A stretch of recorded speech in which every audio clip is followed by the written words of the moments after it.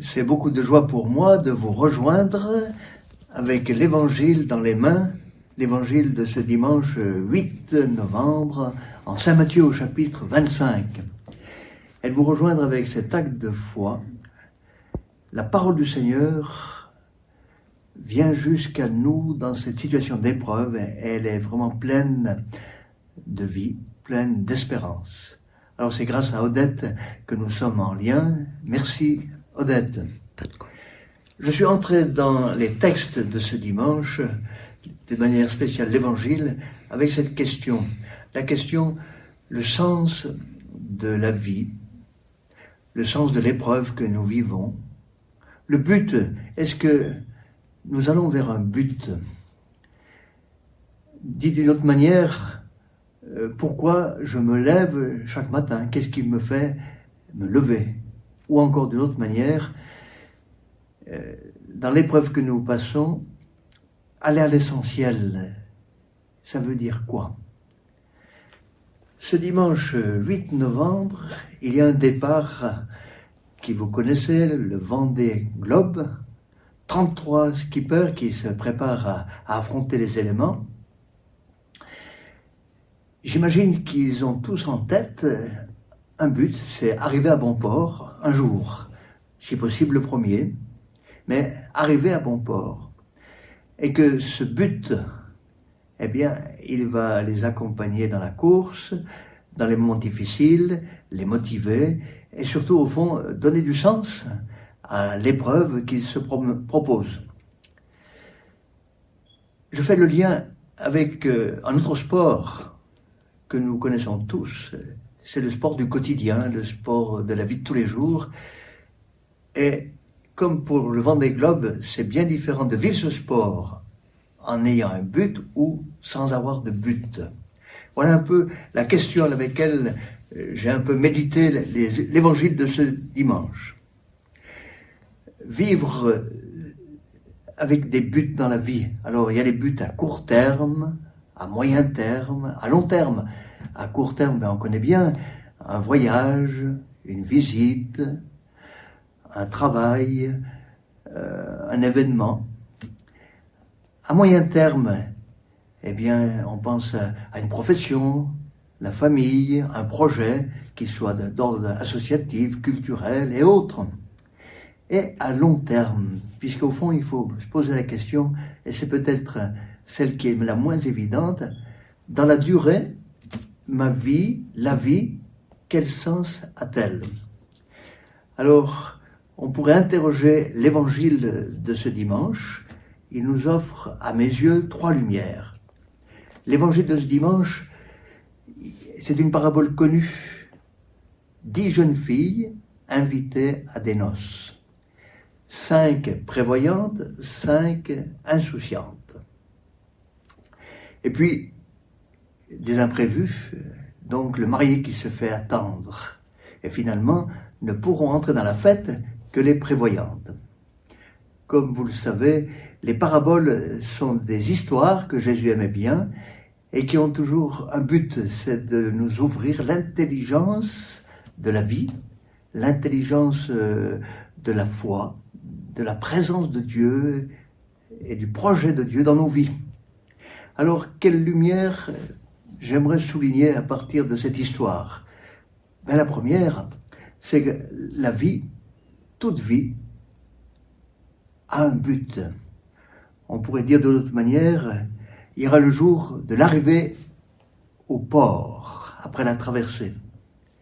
Et faire la traversée en oubliant l'arrivée, en oubliant que nous sommes attendus, en oubliant que notre vie est une traversée qui a du sens. C'est une autre étymologie du mot but, le sens de la vie. Eh bien, ça change la traversée. Est-ce qu'aujourd'hui, nous avons conscience de ce but au bout de la traversée? Quelle conscience en avons-nous? Nous aimons nous rappeler que l'espérance de vie grandit. Elle est aujourd'hui, je ne sais pas, 80, peut-être 81, 82. Donc, on compte. Mais est-ce que là est le sens de la vie? Les chiffres? C'est bien sûr que non. Nous connaissons bien des personnes qui ont vécu des vies courtes, pleines de sens, et qui sont arrivées, je dirais, à remplir profondément leur traversée. Ce qui vient nous dire que c'est pas une histoire de durée, la vie, c'est pas une histoire de date, c'est une histoire de sens, et de sens qui habite le quotidien, qui vient lui donner de l'âme, qui vient de lui donner du tonus, du cœur à vivre. La deuxième lumière que j'aimerais poindre plutôt, c'est l'histoire de l'huile. Puisque dans l'histoire que raconte Jésus, il y a un problème de réserve. Les 5 insouciantes se retrouvent sans réserve d'huile. Qu'est-ce que Jésus veut nous inviter à regarder? Certainement que nous en rester à l'insouciance, à l'immédiat, à l'improvisation, on verra bien, ne mène pas bien loin et peut nous faire passer à côté, au fond, de ce qui est en jeu. Alors, prendre de la réserve pour nos lampes, de quoi s'agit-il? Est-ce qu'il s'agit de prendre du recul, de prendre le temps de la prière, de prendre au fond cette attitude qui permet de ne pas en rester à premier registre de la vie, l'enfilement des jours, des événements, mais d'entrer vraiment dans le sens qu'ils ont, que nous voulons leur donner. Autrement dit, mettre de l'âme à tout ce que nous faisons. Prévoir pour la traversée une bonne réserve d'huile. C'est la deuxième lumière que j'aime pointer plus exactement. Et puis une troisième lumière qui est sous forme de question. Existe-t-il le risque de passer à côté du but de la vie, du sens de la vie? C'est une question difficile qui me questionne et qui, je crois, peut nous questionner tous. Passer à côté du but, à côté du sens, et au fond, de ne pas arriver à bon port, pour garder l'image. Il semble qu'aujourd'hui, notre manière de vivre, avec vitesse, avec une certaine...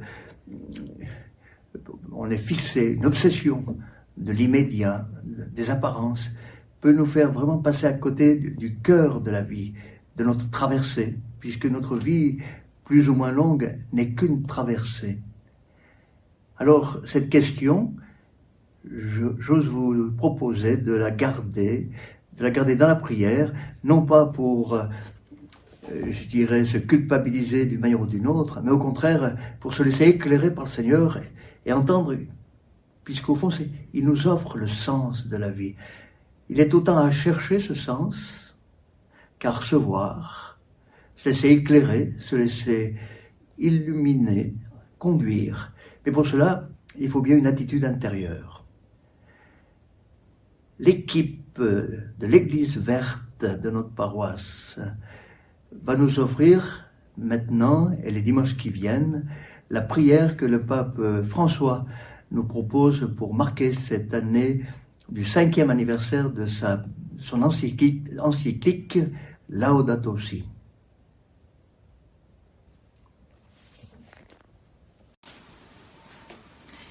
Prière pour l'anniversaire de l'année Laudato Si. Dieu aimant, créateur du ciel et de la terre, de tout ce qu'ils contiennent, ouvre nos esprits et touche nos cœurs, afin que nous puissions faire partie de la création, ton don. Sois présent pour les nécessiteux en ces temps difficiles, en particulier les plus pauvres et les plus vulnérables. Aide-nous à faire preuve de solidarité créative pour affronter les conséquences de cette pandémie mondiale. Rends-nous courageux en acceptant les changements apportés à la recherche du bien commun. Maintenant, plus que jamais, que nous pouvons tous nous sentir interconnectés et interdépendants, assure-toi que nous pouvons écouter et répondre aux cris de la terre et aux cris des pauvres. Les souffrances actuelles peuvent être les douleurs de l'accouchement d'un monde plus fraternel et durable.